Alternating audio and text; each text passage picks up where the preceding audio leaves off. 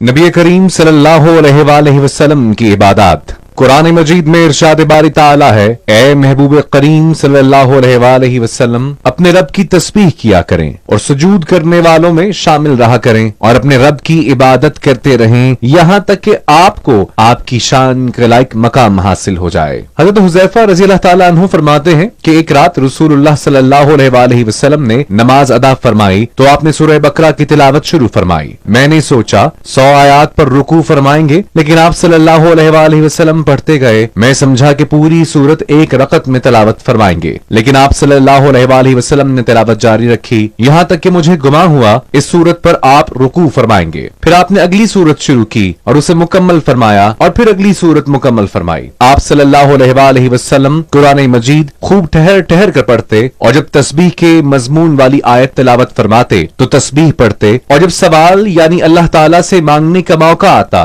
तो अल्लाह ताला की बारगाह में दुआ फरमाते। जब कहीं पनाह मांगने का मौका आता तो अल्लाह की पनाह मांगते, फिर रकू फरमाते और सुभान रब्बियुल अज़ीम पढ़ते। आप सल्लल्लाहु अलैहि वसल्लम का रकू मुबारक क़याम जितना तवील होता। फिर रकू से उठने की तस्बीहात पढ़ते, रकू की मिक़दार क़याम फरमाते और फिर सजदा में जाते सजदा की तस्बीह पढ़ते और आप सल्लल्लाहु अलैहि वसल्लम का सजदा भी तकरीबन क़याम के बराबर होता। नबी पाक सल्लल्लाहु अलैहि वसल्लम के शब रोज तमाम तर मसरूफियात और फरीज़ा रसालत सल्लल्लाहु अलैहि वसल्लम के बावजूद अल्लाह ताला की इबादत में गुजरते। हजरत आयशा सदीका रज़ी अल्लाह ताला अन्हा फरमाती हैं कि अलालत के दिनों में अदा करदा नमाज में रकू की मिकदार भी 40 आयात की तिलावत जितनी होती थी। इबादत तो एक तरफ, हकीकत तो ये है कि हर अमल जिसे हुजूर सल्लल्लाहु अलैहि वसल्लम ने इख्तियार फरमाया है उससे अजमत और सादत नसीब हुई। आप सल्लल्लाहु अलैहि वसल्लम ने बंदगी को भी मेराज अता की, यहाँ तक कि आप सल्लल्लाहु अलैहि वसल्लम के तवील क़याम को देखकर सूरह मुज़म्मिल में अल्लाह ताला ने फरमाया, ए हबीब सल्लल्लाहु अलैहि वसल्लम आप अपने क़याम को जरा मुख्तसर रखा करें और आधी रात या रात का तीसरा हिस्सा